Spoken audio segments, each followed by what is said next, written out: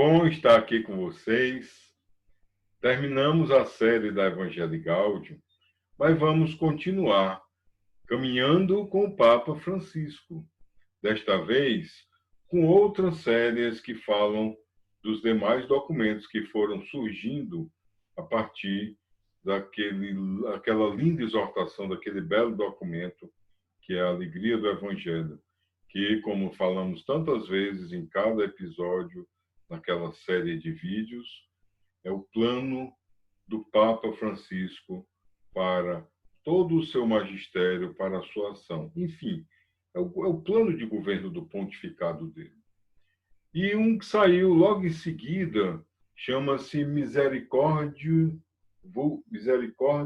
Vultus, ou seja, o rosto da misericórdia. Ele é a bula de proclamação do jubileu extraordinário da misericórdia. Sim, porque o Papa resolveu instituir aquele ano da misericórdia bem no início do pontificado dele. E ele assim falou, colocando aqui desde o início do documento, no número 1, Jesus Cristo é o rosto da misericórdia do Pai. O mistério da fé cristã parece encontrar nestas palavras a sua síntese. Tal misericórdia tornou-se viva, visível e atingiu clímax em Jesus de Nazaré. O Pai, rico em misericórdia, depois de ter revelado o seu nome a Moisés como Deus misericordioso e clemente, lento na ira, cheio de bondade e fidelidade, não cessou de dar a conhecer de vários modos e em muitos momentos da história a sua natureza divina. E aí vai lembrando a vinda do nosso Salvador, o mistério revelado no rosto humano de Jesus, que esteve aqui caminhando com os seus e que está até hoje presente, porque ele mesmo disse que onde dois ou mais estiverem presentes em meu nome, eu estarei ali no meio. Em Mateus, capítulo 18, versículo 20. O Papa lembra que Deus é paciente e misericordioso. Um binômio que sempre aparece frequentemente no Antigo Testamento para descrever a natureza de Deus.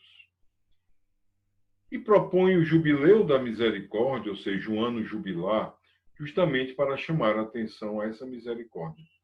Os anos jubilares, eles foram instituídos a partir da completude de 50 anos, a partir do ano 1900, por ali. Para quê?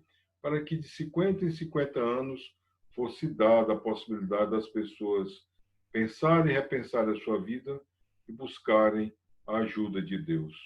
Chama-se assim porque existia no Antigo Testamento, é colocado, por exemplo, no livro do Deuteronômio, o ano jubilar. Jubilar no sentido de uma alegria, vem justamente do toque do júbilo, que é a corneta, que anunciava esse ano da libertação. Então, escravos eram soltos, dívidas perdoadas. Existem alguns ciclos menores também para isso, mas normalmente era de 50 em 50. Por quê? Porque lembra como que a expressão do número 7 vezes 7, ou seja, uma semana de anos, digamos assim. Né? Cada 7 anos seria como se fosse um dia, e aí 7 vezes 7, você teria 49, e o 50º, ou seja, o ano seguinte, seria o da libertação. É uma simbologia que foi se criando e se formando ao longo do tempo. E a partir do número 9 desta bula, o Papa lembra, nas parábolas dedicadas à misericórdia, Jesus revela a natureza de Deus como a de um pai que nunca se dá por vencido enquanto não tiver dissolvido o pecado e superada a recusa com a compaixão e a misericórdia. Conhecemos estas parábolas, 3 em especial.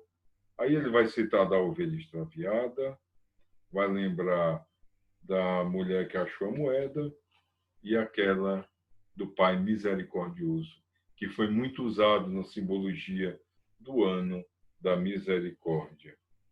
Que, aliás, lembrava o seguinte, que era que nós deveríamos ser misericordiosos como o Pai. Era justamente o mote, o lema, que ficou muito forte naquele ano. Lembrando que, assim como o Pai é misericordioso, nós também devemos ser. No número 10, o Papa afirma: a arquitrave que suporta a vida da Igreja é a misericórdia.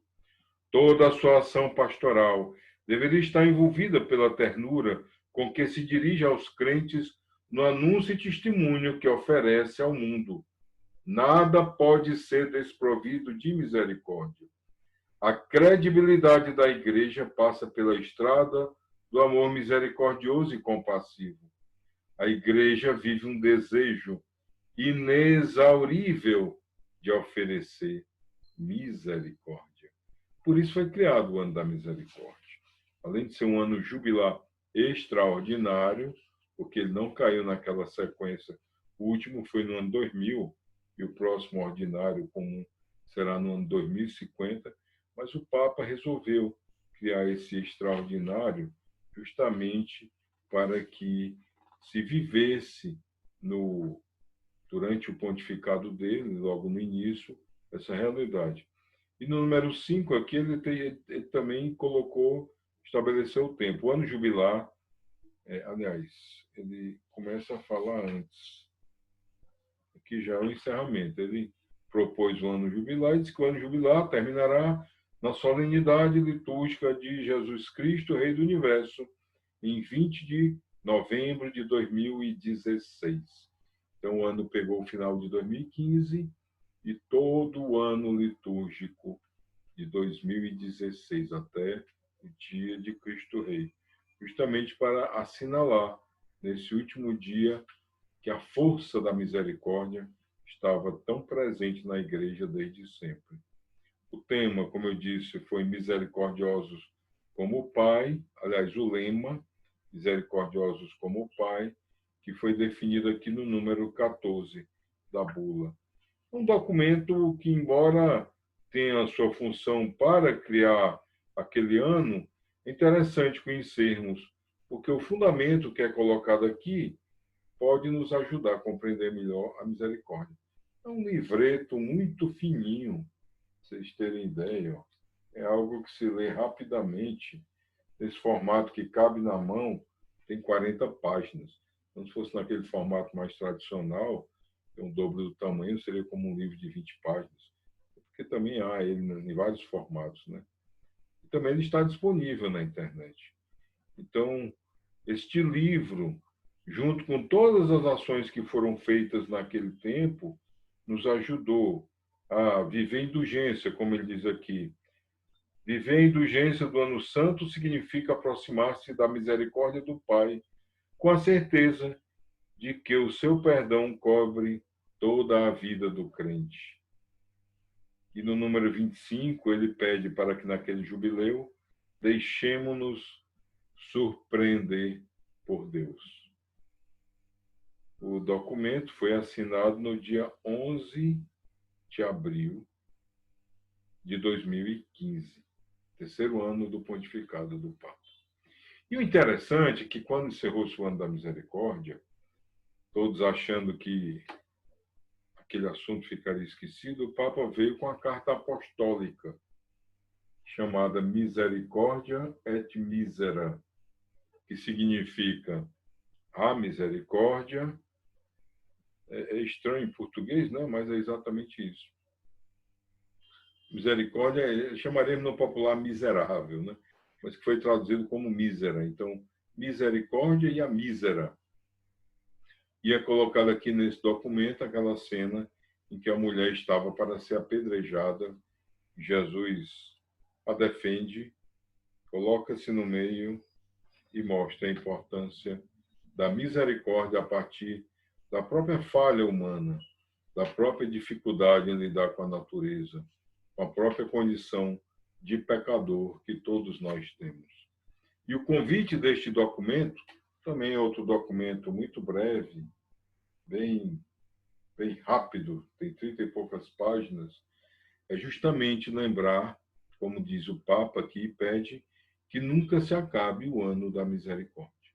Ou seja, ele revalidou de tal forma que a misericórdia é uma presença constante na igreja em saída do Papa Francisco.